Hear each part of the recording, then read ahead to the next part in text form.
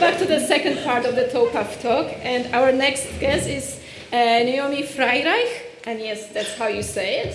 Frei as in French fry, and Reich as in Reich.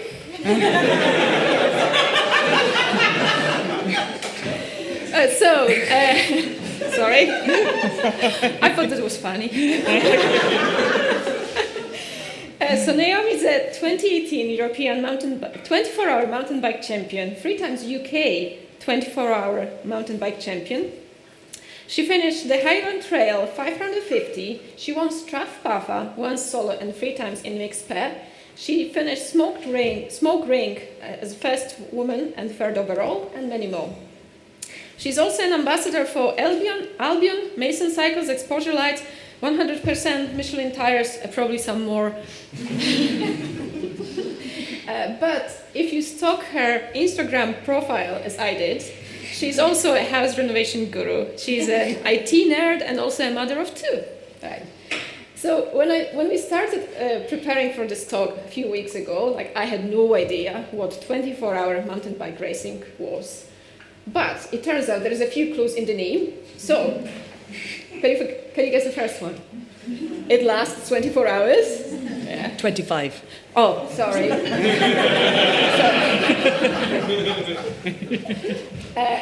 Yes, it's on mountain bikes, which means the terrain is fairly technical. So the course is on a combination of gravel tracks, fire trails, and single track. And it's a competition, so there are winners.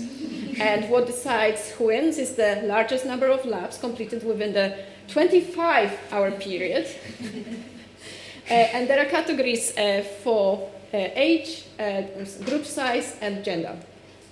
And what it's worth adding is the laps are between 9 and 12 kilometers long, and there are with about 300 meters of climbing, and the course degrades with every lap. So you do the same laps on the same course, and it just gets worse and worse and worse. Does it? Really does. Especially in the races that I do. Oh, right. Other ones are dry, apparently, but not any that I've entered. And those events are open to everyone, so anyone can apply today, tomorrow. Just get inspired by Naomi, and then go and apply. Don't think about it, right? And they are held throughout the year. And depends how hard the organizers want it to be. They just, either choose winter or summer or Scottish summer. So, yeah. So we have, for instance, Strathpatha, which is held in the Scottish Highlands in January. It's apparently a really, really hard one. Anyone has done it? Yay! But we also have Exposure Lights 24/12 in Plymouth in summer. It's meant to be easy. That's nothing. If you've done Strathpatha, go to Plymouth, you will win. All right, so let's now hear from Naomi, who has actually done a few of those rides.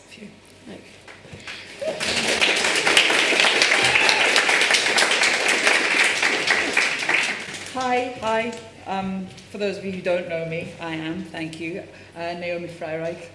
I have lived in Edinburgh since leaving Glasgow, where I studied, and I have 2 now grown-up children who've all but left home. Well, one of them has and one of them hasn't, as much as I would like her to.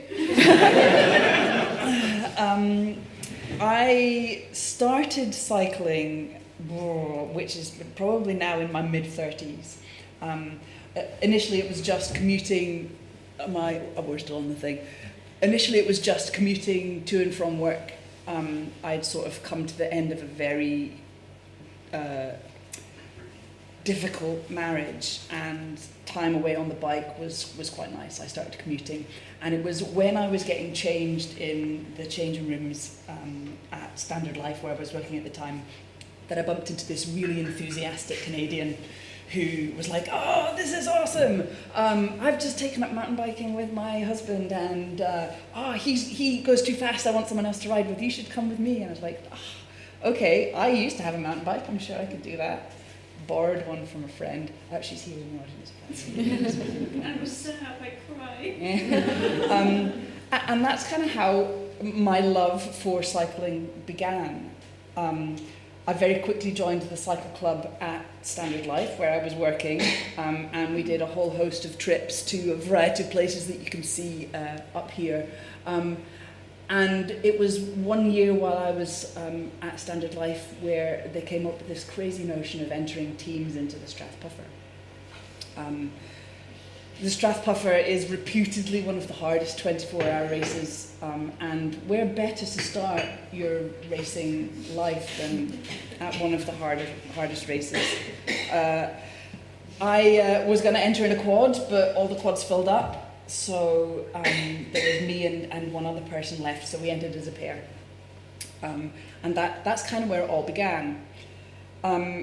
Fast forward 5 years, and I'd managed to leave my marriage, go through another less reboundy kind of relationship, and I'd hit 39. I was single again. And I had decided that for my 40th year, I was going to try and do something new every month. So the first month, they were do something that scares you every day. I mean, every month, break yourself. In January, I went to the cinema on my own for the first time. Now, at 39, I'm fairly embarrassed about that. But actually, I really love it now, and I do it all the time. So if you haven't done it, go to the cinema on your own. It's amazing. In February, I got accredited on the track, which actually fast became the yin to my mountain biking yang. It was amazing. It's warm. It's dry. You don't have to clean your bike every ride. I absolutely loved it. In March, I started going climbing every Friday with my sister, who is an amazing climber, and that fast became a thing, which unfortunately is where my first in April happened. I was climbing with my brother, belaying for him. He fell off and pulled me into the wall, and I pretty seriously damaged my right foot. Which scuppered all of the rest of my plans, my firsts for that year, which was culminating in racing my first 24-hour race solo. So, number of operations later, and turning 40, unfortunately, later, I eventually managed to get back on my bike and thought, my plans for this 24-hour racing thing should not change because of that, so take two. And it was in, when was that? April in 2015 that I did my first long ride again after what was effectively a year off the bike. October that year, I raced my first 24-hour race solo. To say I was unprepared is probably an understatement. And so I thought that for those of you who are budding 24-hour racers, or even just considering it, I would give you a few tips along the way. And these are they. Learned in this order. Manage your sleep was the first one. Now, I get asked this quite a lot. When do you sleep during 24 hours? And I guess the answer is, well, whenever you want. But if you want to win, you can't. Because the people who are at the pointy end don't. I, as well as a number of other hideous things, I'm hypermobile.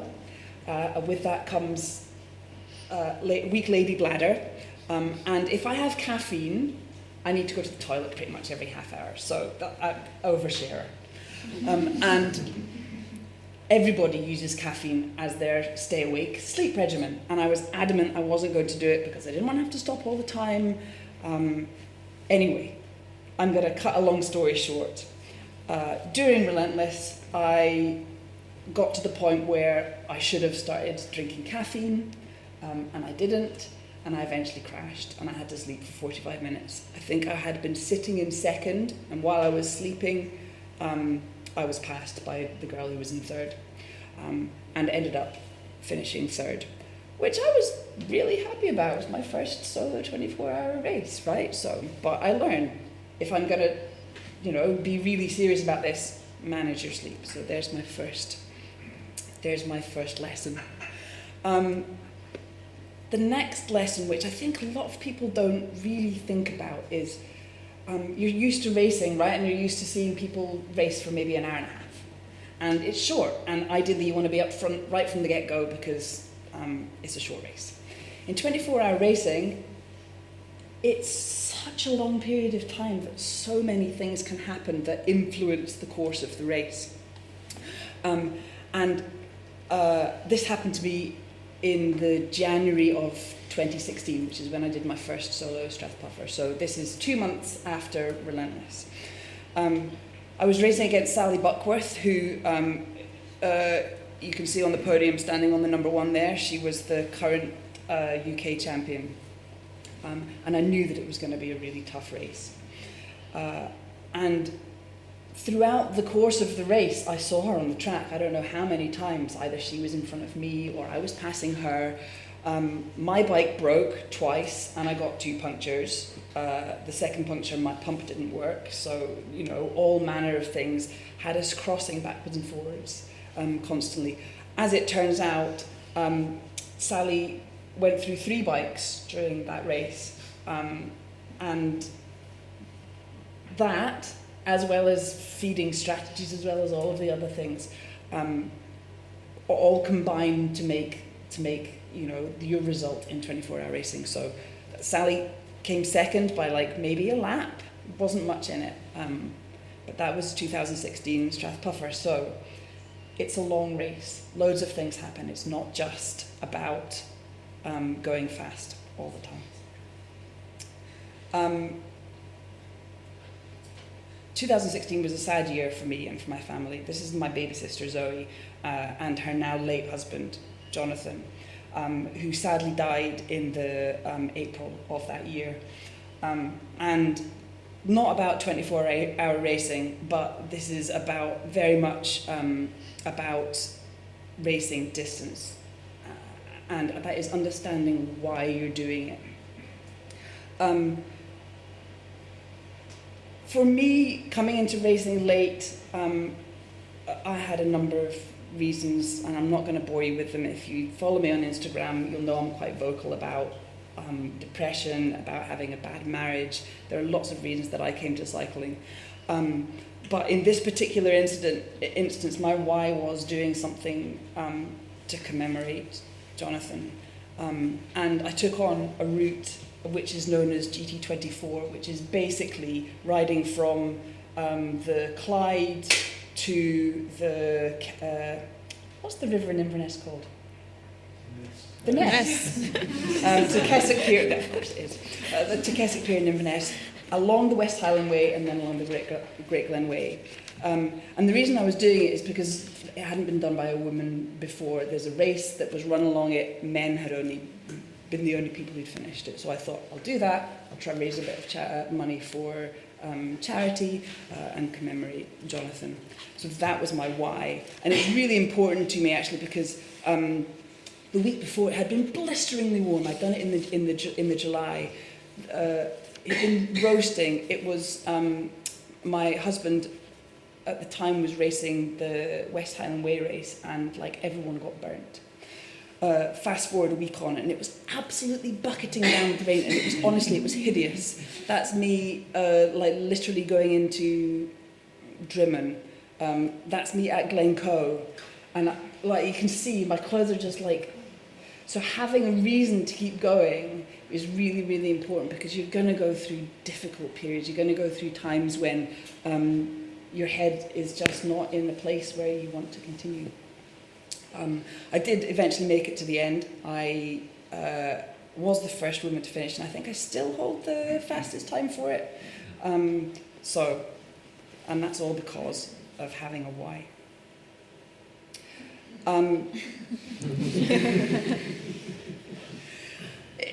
Not just your mechanic, but your mechanic plays a really important part in a 24 hours. And as I said about the Strathpuffer, Sally went through 3 bikes. I had 2 there with me. Both of them broke at any point in time.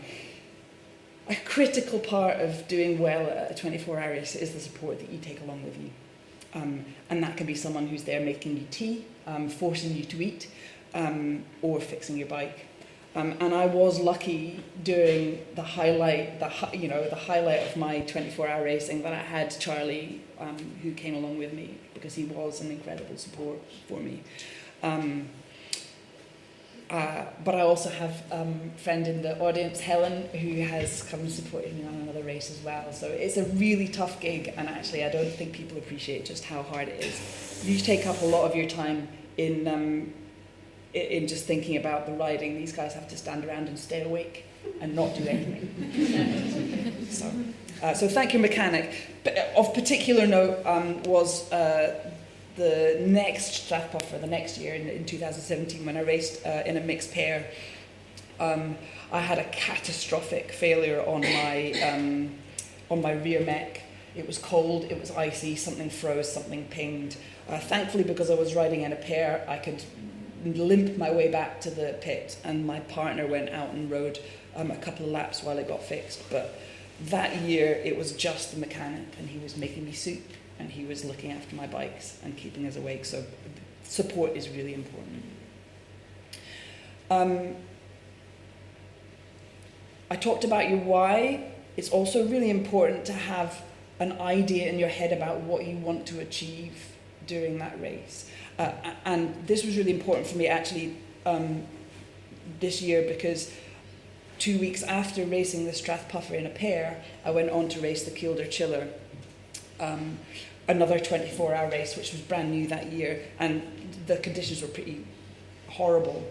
And I said in 24-hour racing, if you want to be at the pointy end, you can't sleep. But actually, that's not the case all of the time. And in this race, the weather was so hideous that pretty much all of the other females retired before it got dark.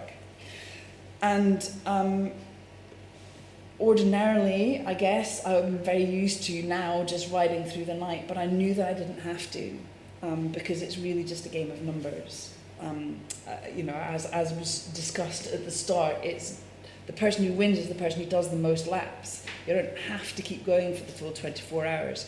And because they were sleeping, I could sleep too. And so at that point, having just raced 2 weeks previously, my goal was simply to do the most laps. And so I slept. And that's the only 24-hour race I've done that I've slept in where I've won. So goals. Have your own goals. Fuel. And I get asked about this a lot because people think, racers, they eat gels, or it's all sugar, or what do you eat when you're racing? And the answer, I guess, is, well, whatever you can. Because in the first sort of few laps of the race, you can probably stomach quite a lot, but come sort of 12 hours in, when you've been racing really hard, actually there is very little that you feel like eating at all. And feeding yourself becomes a chore. I've seen myself like physically retching trying to eat food at the side of the track because you just don't want to put anything more inside you. And that really came to bite me in the butt when I went over to race my first World Champs in France in 2017. Sorry, Italy, 2017. It was warm. I don't do well in warm weather. Thanks, Scotland. I was also struggling because of the heat with the damage that had been done to my foot in my injury. And I started very early on actually just being really sick and not managing to keep food down at all. And I think maybe I got 8 hours in and just physically couldn't go on anymore. I was sort of incoherent when I came into pits. I was vomiting at the side of the trail. So fuel is like really, really important. And actually having a fueling strategy. There you are. Lesson number 9. So that finale was in June. In July came around the UK Champs, and this was the first time after Relentless, my first ever race, where I had raced the UK Champs again. And I said that I hadn't raced a dry race yet, apart from finale. We'll just sort of ignore that. This is the really nice one in July that's down in Plymouth. And as you can tell, it was pretty hideous. I don't know that I actually enjoyed riding any of that race. Apart from maybe the first lap when it wasn't wet and the last lap when I was finishing. It was like that pretty much the entire way around. And you can see that's the daytime on day one. You imagine that after, a couple hundred riders had been through that. It was sludge, it was horrible. And so, yeah, it's one of those type 2 fun kinds of things where it's really horrible when you do it. But at the end, you sort of forget all about it, like childbirth, and you're just left with that amazing buzz of, I've finished a race. And despite the conditions, and that was another one where I had a real sort of head-to-head, that's Isla Roundtree. I don't know if you know Isla Bikes. Isla Roundtree was second that year. And we had a real head-to-head the entire race in those conditions. But it was great.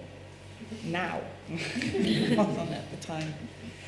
Lesson 10, you can't control everything. You can't. It's physically impossible, and so stuff happens. Unfortunately for me, this is not what I wanted to happen. And in the October of that year, with goals to go back and do the Strathpuffer again in the January, I broke my other ankle, which knocked me out. So this is now my second Christmas in 3 years where I've got my foot in plaster. It took the winter pretty much to recover. The next year, you probably all know about Jenny Graham, but Jenny Graham auctioned off a bike so that she could cycle around the world. And I took part in the competition to win it, and I actually won the bike. That's Jenny Graham's bike that I'm riding on there. And that was my first sort of long ride after breaking my ankle. I went up to Inverness, I met with Jenny, had pizza and beer, and I stayed over and I rode home across the Corriere, basically sort of retracing part of the route that I had done in GT24. And that was lovely. And then I went off for some sunshine and did a bit more kind of picking myself up, just to test my legs basically. Because I had plans for 2018 and I wasn't going to be stopped.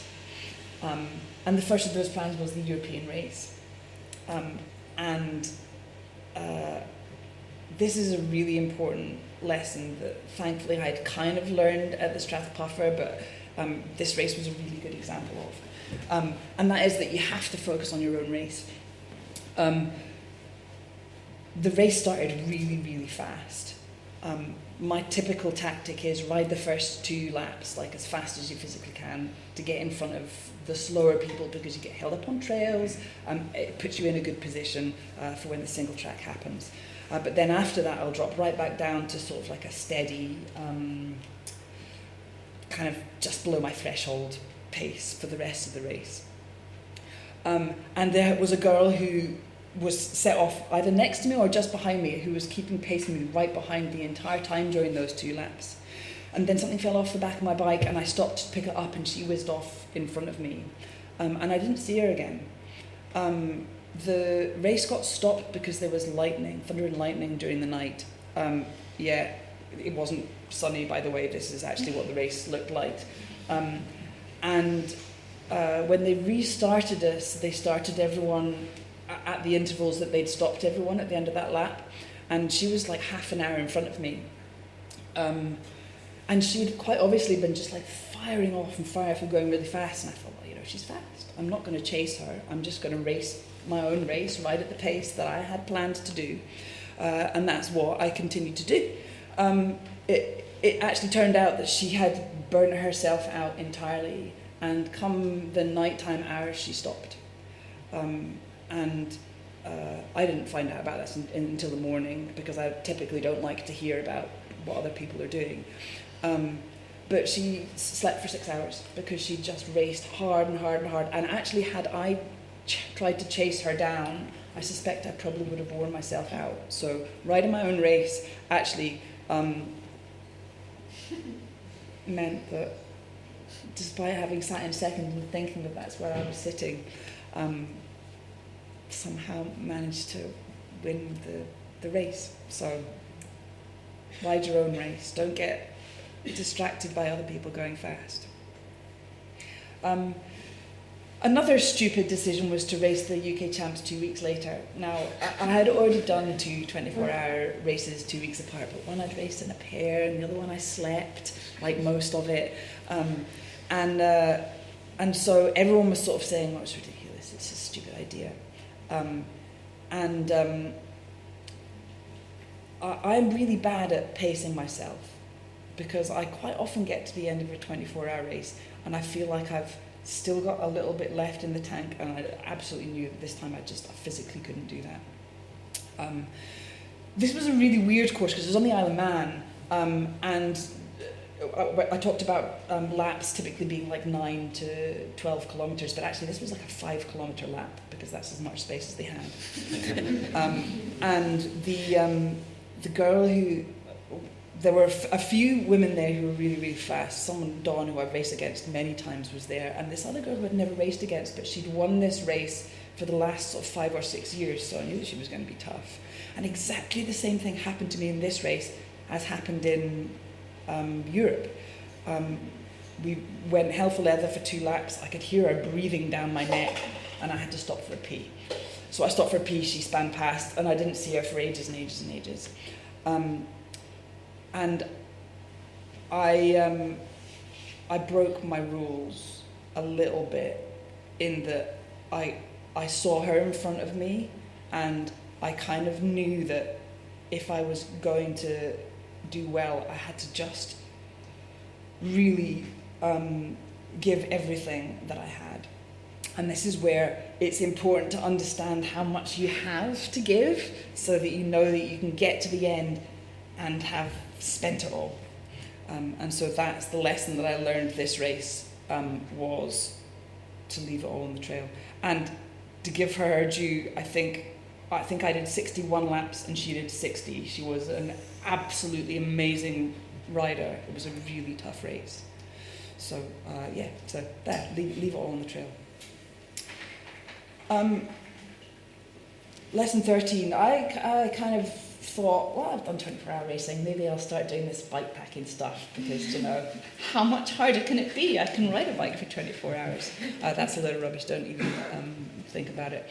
And just like typical me, I'd started 24-hour racing doing the Strath Puffer, so I thought, what's a really cool race that I can go do? So I entered the Silk Road in Kyrgyzstan, it's 1,800 kilometres in remote Kyrgyzstan. For a first race, probably far from ideal, and actually it was a hideous race for me for a number of reasons. My bike didn't turn up. Everybody else started. I started 3 days later. I'm celiac. I couldn't find anything that was gluten-free. I couldn't get food. I got altitude sickness. My Garmin stopped working. Just everything that could have gone wrong went wrong. And I eventually, kind of 350 kilometres in maybe, called it quits and came home. And that hit me really, really hard because I had gone from entering something and doing really well, almost from the get-go to what I felt was failing. And I think that was a really valuable lesson for me, was that things sometimes just aren't going to go your way, and how you deal with that is really important. The same year, the UK champs came to Scotland. The world champs, came to Scotland. And I had finale in my head of, kind of having to stop partway through, and I wanted to go back, but I had expectations then. I knew how fast the other races were, and I had prepared myself, and I knew going into this race that I had done everything that I physically could. I'd trained hard, I had my nutrition dialed, I had my race plan all sorted, I rode my socks off, I left everything on the trail. I thought that I would find taking part in a race and not being competitive really, really difficult. But because of all of those things, I was actually really happy with how I did. It was another shitty weather race. You can see I'm covered in mud. I don't know why I do it. I came fourth that year, and the girl who came first did some inordinate number of laps more than me, like 4 or 5 laps out of 24 or 5. But I came fourth and I was really, really proud. The 3 people in front of me were professional racers, and I had just done everything right. So, yeah, that was a really valuable lesson for me after Kyrgyzstan. 2019 kind of passed in a blur.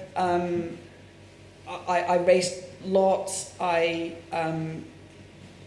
raced a 10-hour race at the start of the year. I raced 10-hour race in the middle of the year, and then I raced the UK champs again, this time up in Scotland, back at the place where I had started again.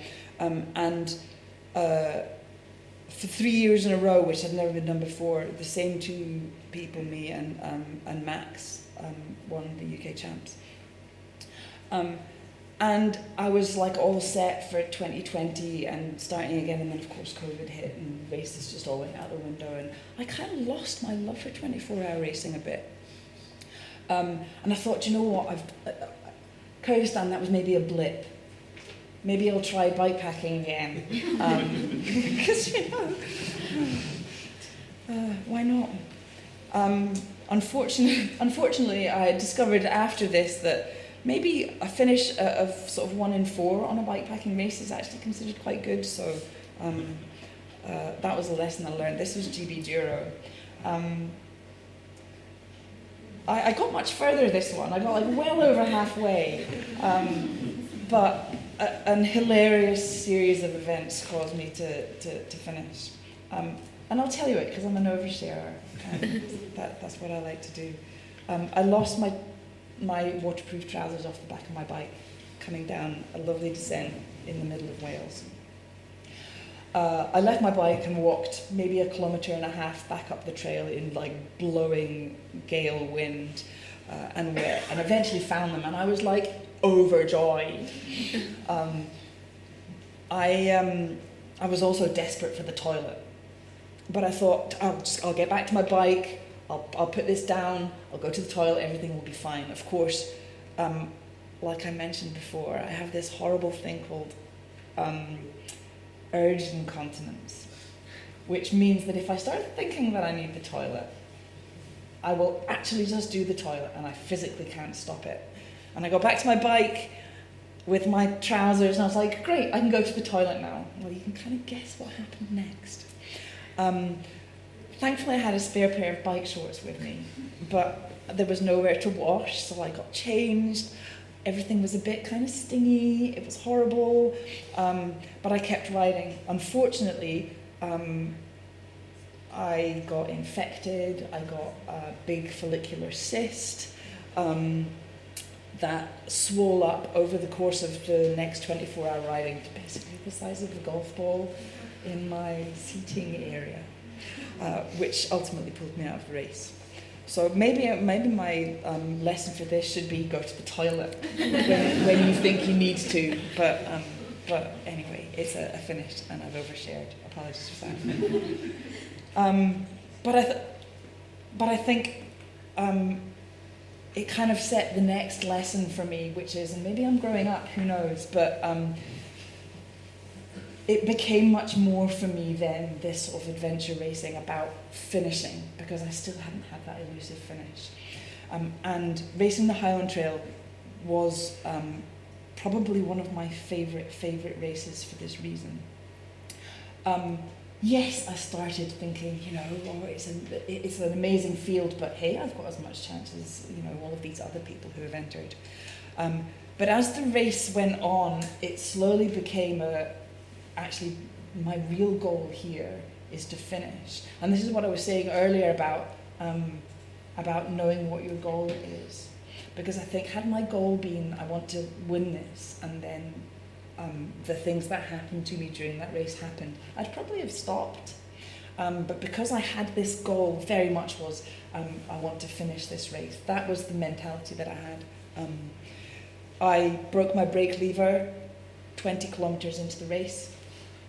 I managed to fix it like a number of times. I had to MacGyver it. I peed myself again. It has become a habit, but I learned to wash myself. I then fell off my bike. You can see I broke my wrist. I had to take a night in a hotel because of all of those things. But I finished, and this was the first bikepacking race that I finished.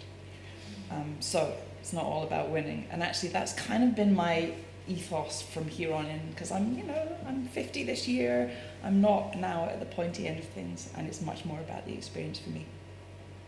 I was really delighted in the August of that year to get asked by Steezy Collective, who are another group of women, much like Queen of Pain and School of Rocks and all of these amazing groups of women that you've heard of, who are advocating for women cyclists.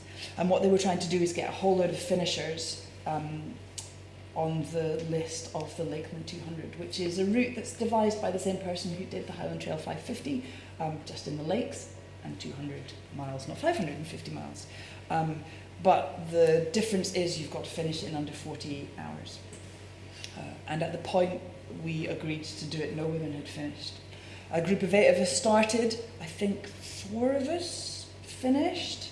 And it was probably the hardest thing that I have done, because it was half as much again as a 24-hour race. I finished it in 36 hours. So that's 36 hours with no sleep.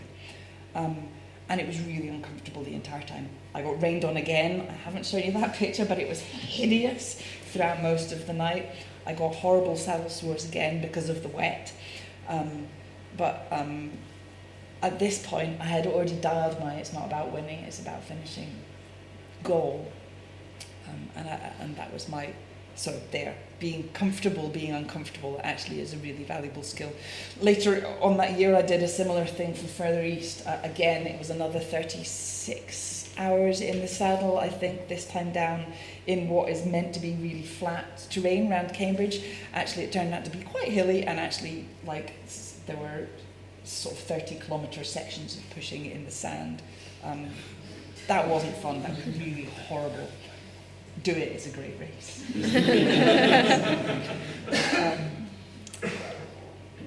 This is kind of my last one for you, because people talk a lot about the physical aspect of riding 24-hour races, riding ultra endurance races. And hopefully all the tips, you've maybe picked up the message that actually one of the best things that you can do is ignore how your body feels for the most part. And then obviously, you want to pay attention to if it's really breaking, but your body is capable of so much more than your brain tells you it is.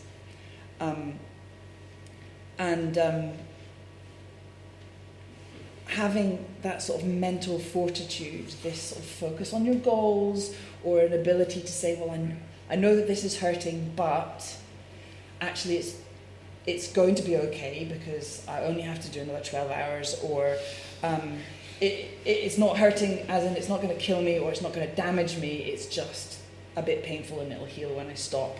Or my legs are really tired, but everybody's legs are really tired, and actually just push on a little bit further. All of those things. It's about having that mental fortitude, much, much more than the physical capability. I think that more people can do it than think they can. So there, your body can do more than you think it can. This is just a picture of last year, because last year I did the South Downs Way and set the fastest known time for that. And then I raced the Smoke Ring, which is a brand new race that goes 200 miles around the outside of London, and it's awesome, and I would love more people to do that. And to prove that women are just as good as ultra endurance as men, I came third in that and first female. So women are definitely designed for long distance. those are my tips for you. A massive thanks to all of these people. You'll see Sandy on there, but lots of other people who got me into cycling, all of the people who support me on my way. Tracy and Emma, who some of you will know, some of you won't, but they were instigators in getting women into cycling. So I wanted to say a massive thanks for them too, and leave you with this one extra tip. And that is that if you're not enjoying yourself while you're doing it, or if you can't do it with a smile, then you don't have to do it. No one's forcing you. So do it with a smile.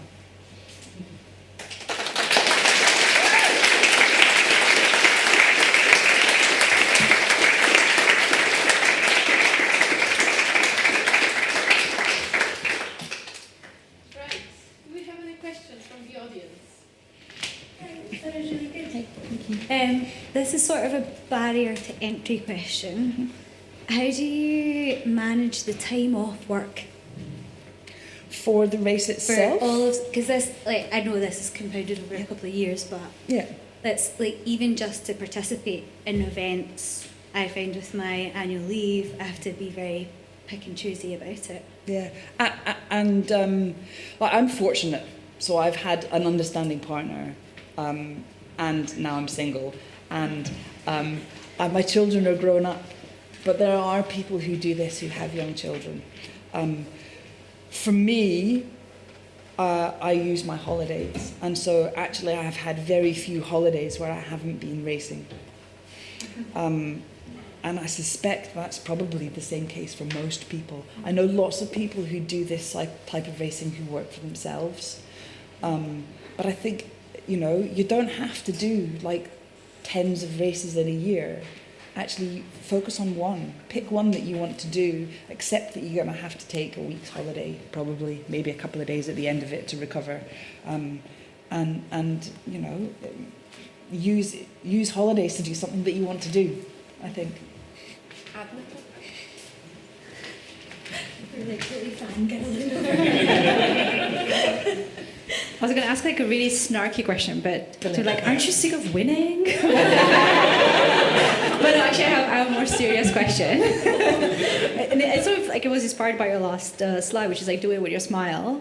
But we know, you probably know more than I do or we do, which is not all smiles in a race, especially in those awful conditions. It's like a roller coaster of emotions. I was wondering if you can share, if you're happy to, what's the type of self-talk do you have like with yourself when you're like, God damn it, I was like, maybe you don't want to share, maybe you want to like generalize it, but I'm curious. No, that's fine. It's pretty much the same every single 24-hour race I've done, actually, and now probably the ultras as well. In that I promise myself almost the entire time that I don't have to do it again. You just lie to yourself. I do. I lie to myself. There are so many things that go through your head. Like, I quite often imagine that I've fallen off my bike and really broken myself, and so the race has been cancelled. But because I've been out in front, it's fine, because they just cancel it and say that I've won anyway. And I don't have to keep going. Or someone else has fallen off their bike. I mean, obviously I would prefer that it wasn't me, but if someone had... Or I bump into someone on the trail who's maybe the chaser, and I just kind of have this sort of friendly agreement that we'll both just stop, and then we don't have to do anymore. Genuinely, there is loads of bargaining. In a 24-hour race, I'll typically split it up into 3. The first 8 hours are usually the longest. I will pretty much look at my watch for the first 8 hours and go, it's really only 2 hours, it's really only 3 hours in, because you've got so much longer to go. And they are quite often the worst.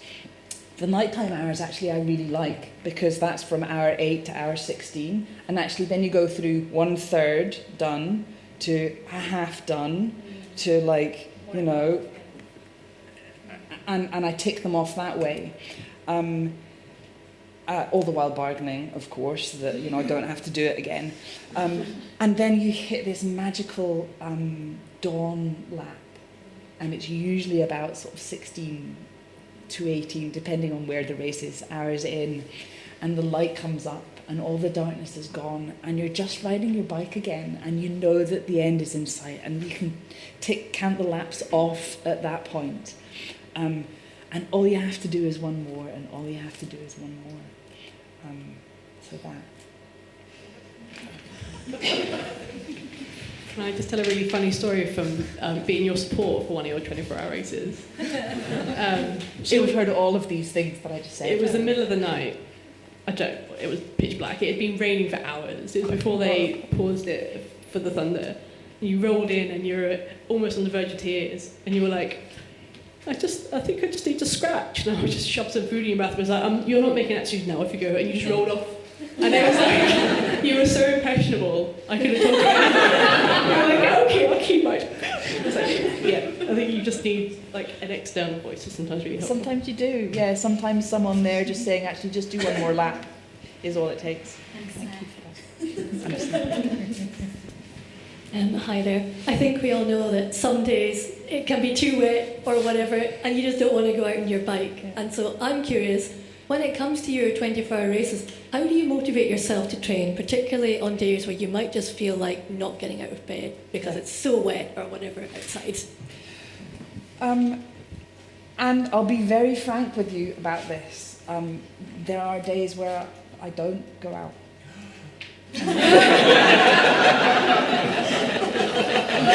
I know. But they're very few. I'm lucky I have a watt bike. I can do some training inside. But cycling for me isn't just about racing. In fact, very little of it now is about racing. Cycling for me has been this massive tool in helping me manage my depression. And I know now for a fact that even if it's really, really shitty outside, I will still feel better if I get on my bike. And I've got good clothes. And honestly, they make the world of difference. And you don't have to go out for hours and hours on end. You only have to go out for half an hour. Go out for half an hour and see how it feels. Actually, once you're out, it's nowhere near as bad as it looks like it's going to be from the inside. Good clothes, though. Just like a snort, except when it is. This is Sandy, by the way, the enthusiastic Canadian. She made me ride in that 50-mile-an-hour wind the other day, and we literally couldn't move. It was So, great. no jokes. But I was going to ask about hand pain. So every person I ever know who does ultra endurance events, like, suffers terrible, like, numb hands. What do you do to stop, prevent, help? Yeah. So my feet are both numb. Part of that is obviously operations, but part of that is nerve damage. So I'm not going to glamorize it. You can actually injure yourself really bad. I have carpal tunnel in both hands. So I'm not doing myself any favours by doing all of these races, I think is what I'm saying. But you can do things. You can get ergonomic grips, and I know a lot of people who use the ergon grips for it. I use the foamy grip. You can see on mine, I use the foamy grips, which actually are quite forgiving for your wrists. Doing lots of upper body strength work really helps, because the stronger your upper body is, then the more pressure it can absorb, the more rattling it can absorb.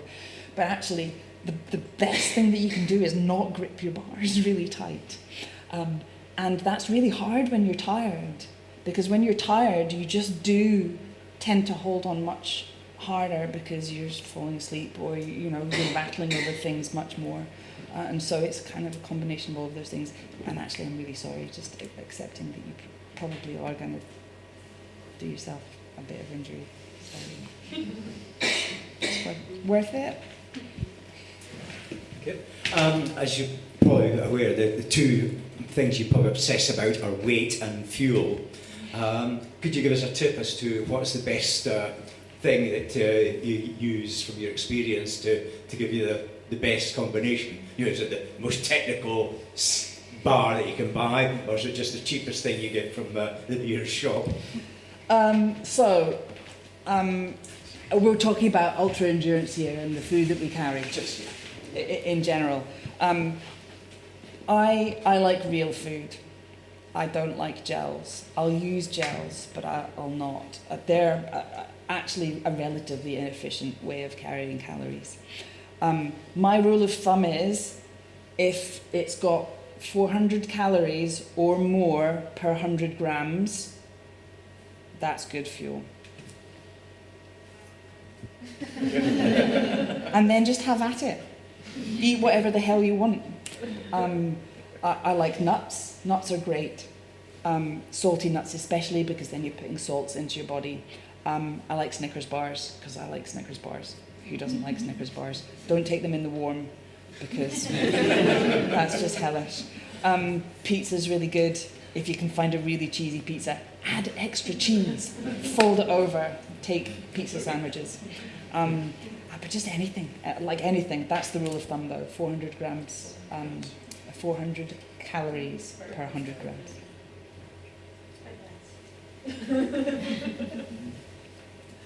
And lots of Coke. Full sugar Coke. Yeah, no. Did you find a non-diuretic substitute for caffeine? No, sorry, that doesn't exist. It actually doesn't exist. But now I carry a cooler cloth with me, which some or all of you may know of, and make sure that I keep myself hygienic and go to the toilet as soon as I feel like I need to go to the toilet. What's on the calendar for 2024?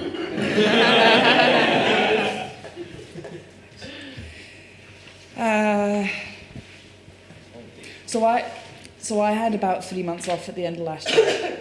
I did not have a very good year last year, and I've been doing up my flat. So for the start of this year, I'm actually mostly going to be rebuilding my fitness. But I did the smoke ring last year, and the same guy has 3 races. He has a new one that's coming out this year, which is a similar circumnavigation, but this time of Birmingham.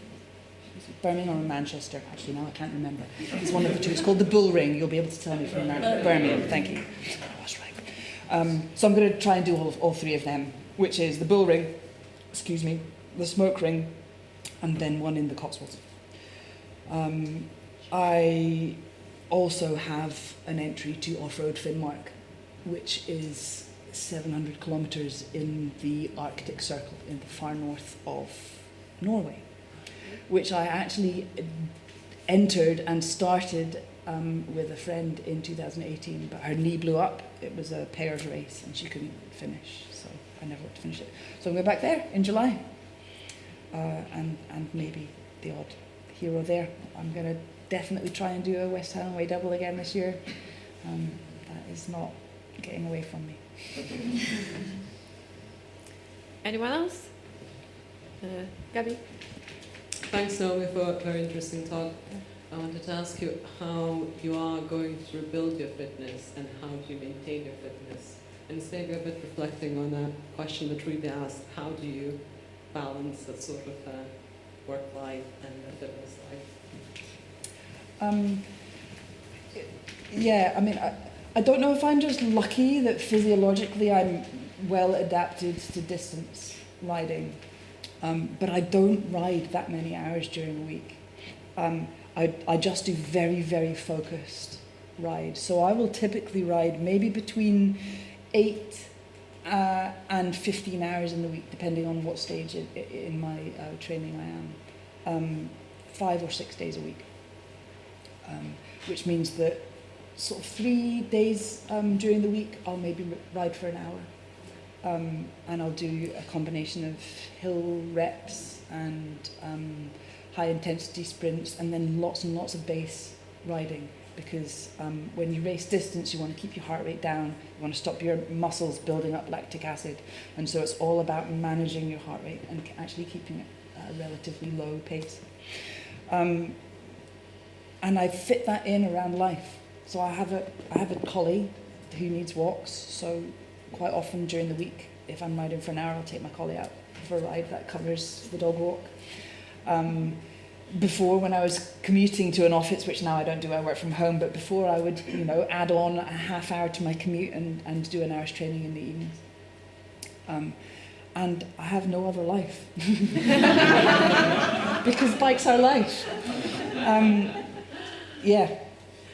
So did that answer the question? I felt like there was more to You it. did answer the question. I guess I'm just curious, do you do anything else apart from riding a bike? Yes. You're speaking about the upper body fitness and stuff Yes, like that. yes, I do. So I have now developed a really intensive yoga habit, and I get up and I do yoga before work every day, which has really helped my upper body actually.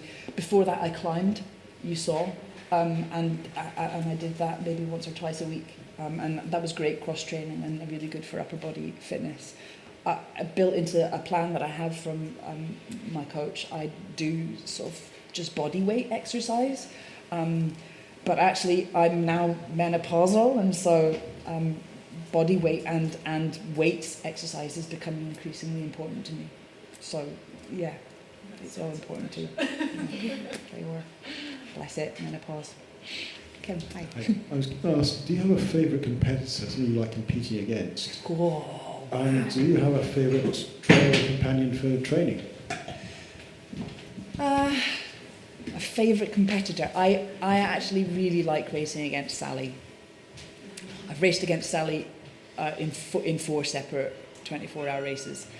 And she is everybody is nice. It's such a lovely circle of people. But she's such a gracious competitor. So yes, there you are. I would say Sally, and actually probably Donna as well, because Donna and I are quite good friends.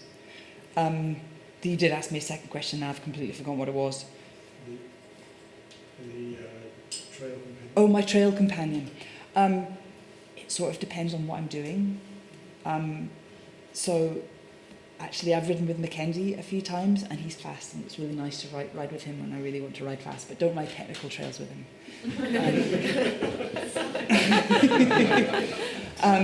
I've been out with the gravel group quite a lot, and actually there are a number of really fast riders there, one of them sitting in the front row, and it's really nice to get dragged along by really fast people, because I have a tendency to just plod and ride within my comfort zone. So I have people who I ride with. Zara Mayer is one of them. I don't know if you know Zara, who I like to ride really, really fast with. And I basically ride and I can't speak at all. And then I have people who I just love to ride bikes with, and loads of them are in the audience tonight. Helen's here, Sandy's here, there's all of the people from the Queens of Pain, people that I've met through the School of Rocks. And they're great people to ride with if I want to ride well within my I can talk and ride capacity, because they sort of force you to talk, actually, and it's also really nice. So I don't really have one favourite, but I have specifics who I like to ride with for different reasons. And my dog. He doesn't complain. So I really hope the answer to this is yes, but do you think you have a book inside of you waiting to be written? I don't. No, I don't think so. I might have a small film, maybe. I don't think I'm poetic enough to write. But I have plans in a year's time to go and ride around the world. And I'm not going to do it, and I'm not going to race, and I'm not going to try and beat any records. I'm going to do it for me, to enjoy and explore and celebrate bikes and the people who I have met because of it. So I plan to do a very circuitous route, visit as many people as I know around the world and places. So maybe, who knows? Naomi, it's amazing hearing all that. And I just wondered, what week are you joining us with Queens?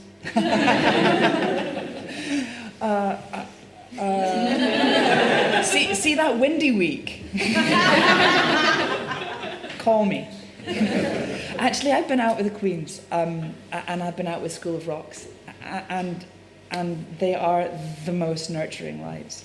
I remember Helen taking me out for a ride on and now I can't remember whether it was a Queen's of Pain or a School of Rocks one, but I was in the pit of depression. I was having a really, really horrible time.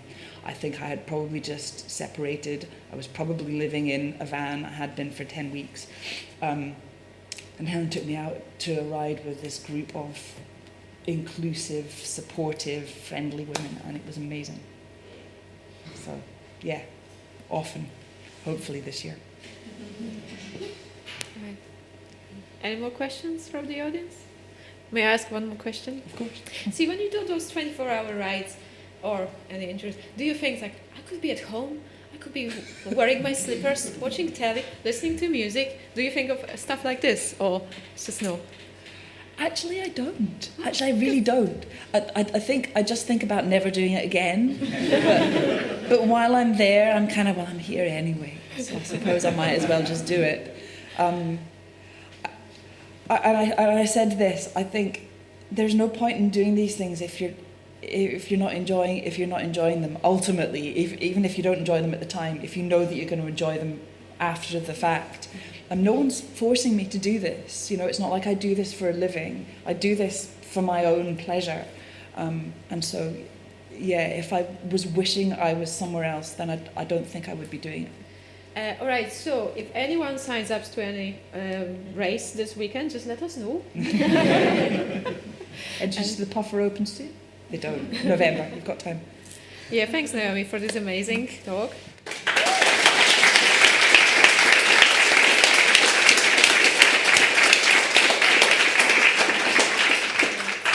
And thanks everyone for coming, and I hope we all had a good night. And we are going to have the next event on the 22nd of March, and we'll have Finlayson. He will be talking about bikepacking in Morocco and Andalusia. And then we'll have also Sandy Scully, and she will be talking about racing and the importance of being at the back. So we hope to see you all there. And meanwhile, we are going to head off to Cameo Bar for a couple of drinks, so feel free to come and join us. And thanks again to our speakers, so Adna, Ruby, and Naomi.